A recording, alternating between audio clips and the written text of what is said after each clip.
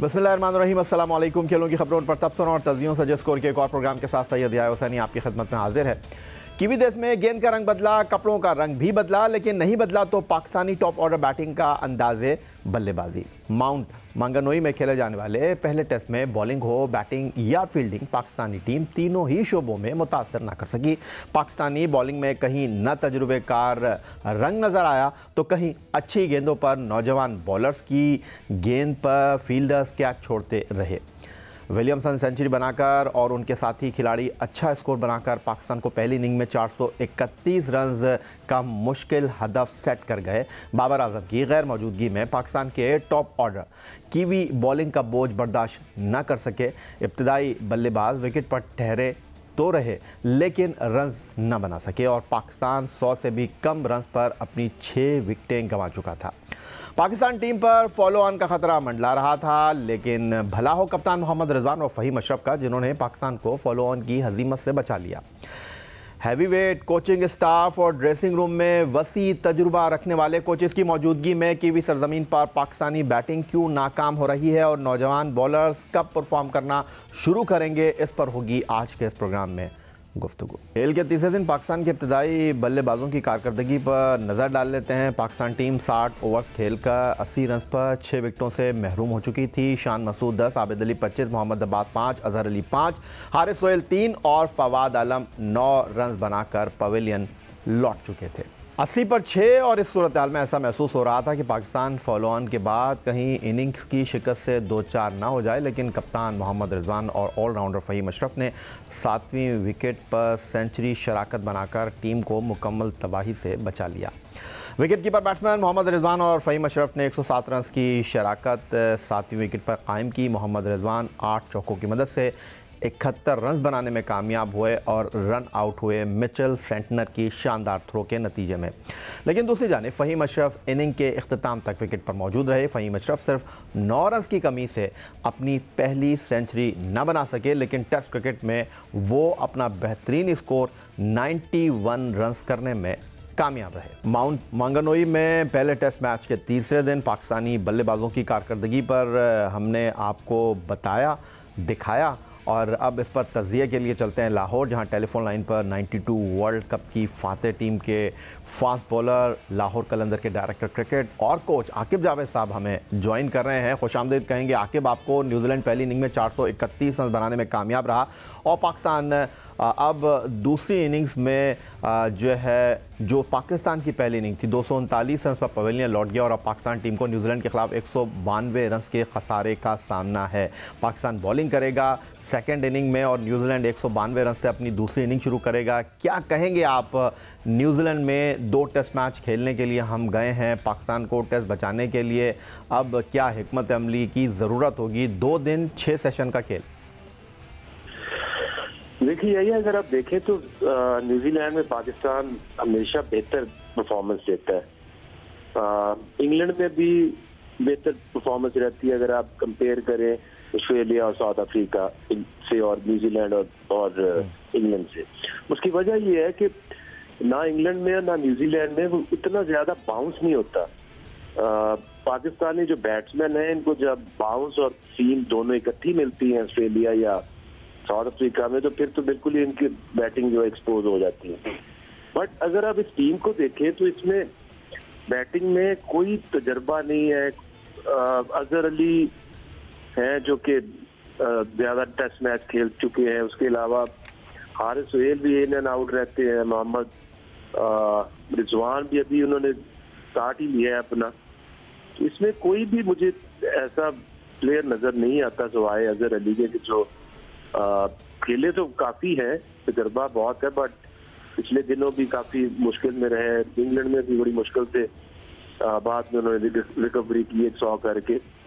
तो अगर इनके स्टैट्स के ऊपर ही अगर जाएं तो कोई मैच नहीं है। अगर आप कंपेयर करें विलियमसन और इस तरह की जो उनकी बैटिंग है, देयर इज नो कंपैरिजन।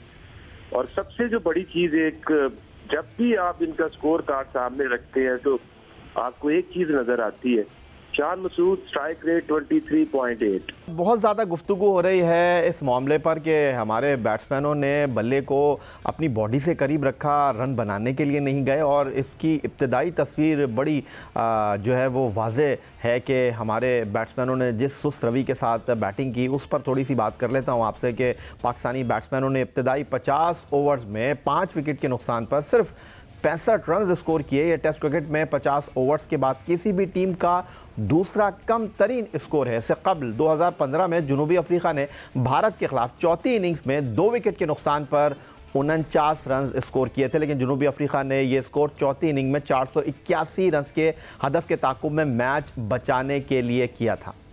दूसरी जानिब यह बात भी काबिल जिक्र है कि न्यूजीलैंड के बैट्समैनों ने भी इनिंग्स के इब्तिदा में सुस्त बैटिंग की थी। 40 ओवर्स के बाद न्यूजीलैंड ने सिर्फ 1.85 की औसत से 74 रन स्कोर किए थे, लेकिन जैसे जैसे इनिंग्स आगे बढ़ी न्यूजीलैंडर्स ने अपने खेल के अंदाज को बदला और अगले 25 ओवर में 3.2 की औसत से 80 रन स्कोर किए और अपने टीम के टोटल को 154 रन तक पहुंचाया। इसके बाद जब न्यूजीलैंड ने अपनी इनिंग्स के 100 ओवर्स तक बैटिंग कर ली तो उनका स्कोर 266 रन था। इनिंग्स के अख्ताम तक न्यूजीलैंड ने 431 रन बनाए थे और उनके रन बनाने की औसत 2.78 थी। ये सारी चीज़ें आकिब जावेद साहब आपको बताने का मकसद यह है कि न्यूजीलैंड में विकेटें मुश्किल होती हैं, जिस तरह आप फरमा रहे हैं इसमें कोई शक नहीं है, लेकिन इतनी सुस्त बल्लेबाजी विकेट पर ठहरना तो समझ में आता है। लेकिन जैसे ही इन बैट्समैनों ने इतनी ज़्यादा गेंदें खेलने के बाद शॉट खेलना शुरू किए तो अपनी विकेटें गंवाने लग गए। क्या ये हिकमत अमली, क्या ये मनसूबाबंदी टीम मैनेजमेंट की थी, जिसे माजी में मिसबाउल हक के बारे में कहा जाता है कि वो स्लो खेलते थे, टुक टुक करते थे? क्या आप कोचिंग में भी ये हिकमत अमली अपना रहे हैं बैटिंग कंसल्टेंट यूनुस खान के साथ मिलकर? देखिए यही, अगर आप इस बैटिंग लाइनअप को देखें ना तो आप कंपेयर करें जब से पाकिस्तान टेस्ट क्रिकेट खेली है, इससे वीकेस्ट आपको बैटिंग लाइनअप नहीं मिलेगी। और अगर आप ये देखें तो 2-2.5 साल में जो इन्होंने उसको चेंज कर, इसको बदल, उसको ला, उसको निकाल, तो उसका नतीजा आज ये निकला है कि ये ऐसी तो ए टीम्स होती हैं। ये पाकिस्तान की टेस्ट टीम तो मैं इसको मानने से इनकार करता हूँ कि इसमें कुछ है ही नहीं, किसी के पास ना तजुर्बा है ना किसी के पास कोई स्किल्स है। बिल्कुल दुरुस्त फरमाया आकिब जावेद साहब आपने। वही मामला है, वही सूरत हाल है जिस पर माजी में भी हम गुफ्तगू करते रहे हैं। न्यूजीलैंड जाकर, ऑस्ट्रेलिया जाकर, जनूबी अफ्रीका जाकर हमारी बल्लेबाजी जो है वो रेत की दीवार साबित होती है। हमारी बल्लेबाजी जो है वो ख़ज़ा रसीदा पत्तों की तरह कहानी सुनाने लगती है और इस पर माजी में भी गुफ्तगू होती रही है और अब भी हमारा यही हाल है। Thank you very much. Aqib Javed साहब हमारे साथ मौजूद थे, लाहौर से पाकिस्तान टीम की पहली इनिंग की कारकर्दगी पर तज़किया पेश कर रहे थे। एक ब्रेक की तरफ बढ़ते हैं, ब्रेक के बाद मज़ीद कुछ गुफ्तगू करेंगे।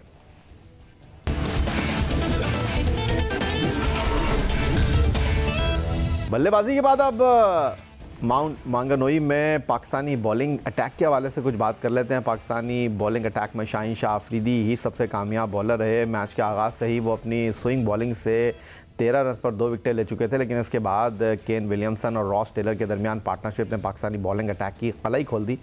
विलियमसन और रॉस टेलर ने तीसरी विकेट पर 120 रन जोड़े और फिर विलियमसन ने निकोलस के साथ चौथी विकेट पर 133 रन बनाए और यही वो दो पार्टनरशिप थी जिसकी वजह से न्यूजीलैंड का स्कोर 4 विकेट पर 266 रन तक पहुंचा। लेकिन यहाँ ये बात भी काबिल ज़िक्र है कि पाकिस्तान ने इस दौरान कई कैचेस छोड़े और केन विलियमसन के खिलाफ LBW पर रिव्यू भी नहीं लिया। देखा जनाब आपने कैसे हाथों में आकर कैचेस निकल गए और अगर ये कैच कर लिए जाते तो शायद स्कोर बोर्ड पर न्यूजीलैंड के 431 रन की जगह कुछ कम स्कोर होता।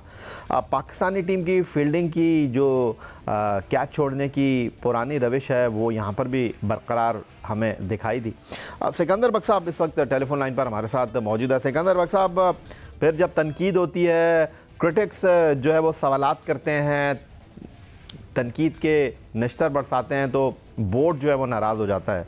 और मैं आपसे ये पूछूंगा कि ग्रांट ब्रैडबर्न जो कि पाकिस्तान टीम के माजी में फील्डिंग कोच थे, इस वक्त जो नेशनल क्रिकेट एकेडमी में कोचेस का पैनल है उसको हेड कर रहे हैं और इत्तेफाक से उनका ताल्लुक न्यूजीलैंड से है, तो वो ये देख रहे हैं सारी चीज़ें, पाकिस्तान टीम की परफॉर्मेंस, पाकिस्तानी कोचेस की परफॉर्मेंस, या फिर कोचेस कहेंगे जी हमने जो सिखाना था वो सिखा दिया, ब्रैडबर्न कहेंगे जी मुझे 3 साल चाहिए और फिर अगला न्यूजीलैंड का दौरा आ जाएगा? देखिए ये चीज़ें तो चलती रहती हैं। जो कैचिंग की जो बात है ना, मैं मेरे ख्याल से जो पर्सनली मैं समझता हूँ कि जो 15-20 दिन लड़के जो आइसोलेशन में रहे हैं उनको कैद में रखा गया था, जिसका कलाई जो है वो उसने हफीज ने खोल दी कि वो कितना मतलब बुरे हालात में वो वहाँ रह रहे थे। तो हो सकता है कि उसका असर हो, और अदरवाइज लड़के मेहनत तो करते, सारे ही करते हैं। तो मेरे ख्याल से मैं ये कहूँ कि जो वो वहाँ पे क्या कर रहे हैं तो मैं कुछ नहीं कह सकता इस बारे में। मेरे ख्याल से जो है हमें एक स्ट्रिक्ट किस्म का फील्डिंग कोच टीम के साथ रखना चाहिए। ये जो भी अब्दुल मजीद साहब हैं, इनके बस की बात नहीं है। मैंने भी पाकिस्तान टीम के साथ काम किया हुआ है, फील्डिंग कराई हुई है, तो ये बच्चे किसी के हाथ नहीं आते। तो मजीद साहब तो बिल्कुल भी कुछ भी नहीं कर सकते। क्रिकेट बोर्ड को इस लिहाज से इस पर चेंजेस लेके आनी चाहिए और वहाँ पर कोई स्ट्रॉन्ग किस्म का बंदा रखें। सिकंदर बख्श साहब तो टेलीफोन लाइन पर हमारे साथ मौजूद हैं। दूसरी जानिब सीनियर स्पोर्ट्स जर्नलिस्ट, रोजनामा जंग कराची के क्रिकेट कॉरेस्पॉन्डेंट अब्दुल माजिद भट्टी साहब ने भी हमें टेलीफोन लाइन पर ज्वाइन किया है।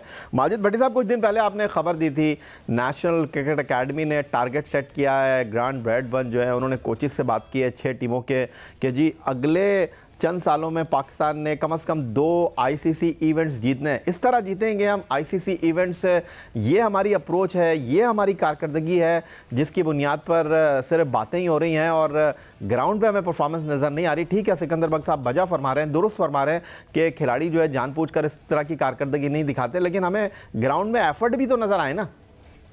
या बिल्कुल, पाकिस्तान क्रिकेट बोर्ड ने एक विजन अनाउंस किया है, उसका नाम है पाकिस्तान वे। उसमें नदीम खान भी उस विजन में शामिल हैं, ग्रांट ब्रैडबर्न भी शामिल है, शकलैन मुश्ताक भी शामिल है। तीनों हाई परफॉर्मेंस सेंटर से बड़े, ज़ाहिर है इनके पीछे वसीम खान और एहसान मानी होंगे। तो ये जो हमारी कायद-ए-आज़म ट्रॉफी की 6 टीमें हैं, इनको ब्रीफ किया गया, जो मैंने खबर दी थी जिसका आप जिक्र कर रहे हैं। उसमें कहा गया कि 5 साल में पाकिस्तान ने कम से कम एक आईसीसी का वाइट बॉल टूर्नामेंट जीतना है और 5 साल में पाकिस्तान को दुनिया की 3 टॉप टेस्ट टीमों में जगह बनानी है और पाकिस्तान के जो 5 खिलाड़ी हैं एटलीस्ट वो आईसीसी की जो मुख्तलिफ रैंकिंग्स हैं उनमें नंबर 1, 2, 3 पोजीशन पर आएंगे। बिल्कुल आपने सही तज्जिया किया कि इन हालात में ज़ाहिर है जो हम हाल देख रहे हैं न्यूजीलैंड में, और फील्डिंग ज़ाहिर है डिफरेंस डालती है। ग्रांट ब्रैडबर्न से भी मैं आपको थोड़ा सा पीछे लेके जाऊं, जिस बंदे ने डिफरेंस डाला था पाकिस्तान टीम में वो था स्टीव रिक्सन, ऑस्ट्रेलिया के साबिक विकेट कीपर बैट्समैन थे। वो न्यूजीलैंड की तरफ से भी टेस्ट क्रिकेट खेले। उसका मसला ये हुआ कि 2018 में स्टीव रिक्सन इसलिए नाराज होकर पाकिस्तान टीम को छोड़ के चले गए कि उनको जो मंथली सैलरी आती थी फॉरेन करेंसी, उनका जो अकाउंट था उसमें वो पैसे आते थे। क्रिकेट बोर्ड की जो ब्यूरोक्रेसी थी, उस वक्त नजम सेठी साहब का दौर था, उन्होंने उस सैलरी को लेट किया। भाई अगर जिसकी तनख्वाह है, और आप खुद आज भी कह रहे हैं कोविड की इस मुश्किल तरीन सूरत हाल में कि हमारे खजाने में पहले से ज्यादा पैसे हैं, 3-3 करोड़ रुपए, 3-3 अरब रुपए का इस साल पीसीबी ने प्रॉफिट अनाउंस किया है टैक्स काटने के बाद। तो हमने अच्छे कोचेस को नाराज करके निकाल दिया अपने मुल्क से। ब्रैडबर्न के दौर में भी कुछ ज्यादा फर्क नहीं था, लेकिन सिकंदर बख्श साहब ने जो बात की वो बात देखे बहुत वैलिड है कि कोई पाकिस्तानी लोकल कोच किसी बड़े प्लेयर को, प्लेयर लाइक बाबर आजम हुए आज के दौर में, अजहर अली हुए या दूसरे सीनियर प्लेयर हैं, उनमें से किसी को, इवन मेरे ख्याल में शाहीन आफरीदी को भी नहीं कह सकते कि आप इस तरह ड्रिल्स कर लें। तो अगर पाकिस्तान को दुनिया की इन टॉप टीमों में जाना है और इस विजन को अमली जामा पहनाना है, तो हमें अच्छे कोचेस लाना पड़ेंगे, क्योंकि फील्डिंग ऐसा शोबा है जो मेरे ख्याल में पूरे मैच का नक्शा जो है, एक कैच सिर्फ किसी टीम के हक में पलट जाता है और एक कैच ड्रॉप होने से जीता हुआ मैच आप हार भी सकते हैं।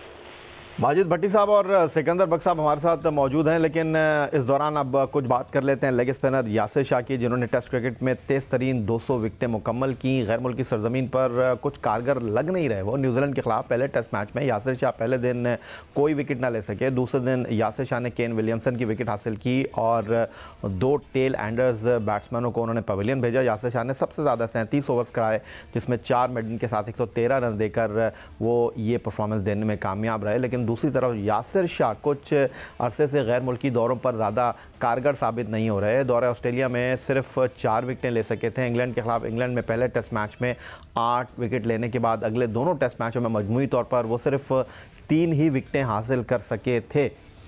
तो सिकंदर बख्श साहब, गैर मुल्की सरजमीन पर यासिर शाह कारगर नहीं हो रहे, बॉलिंग कोच वकार यूनुस नसीम शाह को सिखा नहीं पा रहे, फिर भी आप यही हमसे कहेंगे कि आप इंडिविजुअल्स पर बात कर रहे हैं, तो किसकी बात कर रहा हूँ मैं? देखिए, मेरा जो एक्सपीरियंस है फर्स्ट क्लास क्रिकेट का और इंटरनेशनल क्रिकेट का, और उसके अंदर खास तौर पे मैं फर्स्ट क्लास क्रिकेट का इसलिए कहूँगा कि फर्स्ट क्लास क्रिकेट में मैंने कप्तानी भी की और टीम को मैनेज भी किया, जो मेरी बैंक की टीम थी। और मेरी टीम में वकार यूनुस, इंजमाम उल हक, मुश्ताक अहमद, बासित, हारून, तौसीफ अहमद, ये सलीम जाफर, ये सारे टेस्ट क्रिकेटर्स मेरे अंडर में खेले हुए। वहां पर मैंने जो असूल बनाया हुआ था कि जिस लड़के को अगर टाइट करना हो, अगर वो समझ रहा है कि वो बिल्कुल उसको कोई ड्रॉप नहीं कर सकते, तो आप उसको 2 मैच के लिए घर भेज दें कि भाई आपकी परफॉर्मेंस सही नहीं है, आप घर जाएं, आप हमारे साथ टीम के साथ ट्रैवल नहीं करेंगे। उसको बताएं कि आपकी परफॉर्मेंस इतनी अच्छी नहीं है, हम आपको वापस भेज रहे हैं और आप बेहतर होकर आएं। जब तक ये वाली जो चीज़ है, जो हमारा जो ड्रिल होती है क्रिकेट के अंदर, मैं समझता हूँ इट्स वेरी इंपॉर्टेंट कि लड़के को एक सबक देने के लिए। हमारे यहाँ तो ये काम होता ही नहीं। बहुत शुक्रिया आपका अब्दुल माजिद भट्टी साहब, बहुत शुक्रिया आपका सिकंदर बख्श साहब। पाकिस्तान टीम की माउंट मांगनोई में 3 दिन के अंदर बैटिंग, बॉलिंग, फील्डिंग परफॉर्मेंस के ऊपर उंगलियां उठ रही हैं, सवालात हो रहे हैं, तनकीद हो रही है, टीम मैनेजमेंट की मनसूबाबंदी पर डिस्कशन हो रही है और हमने भी उसमें अपना हिस्सा डाला।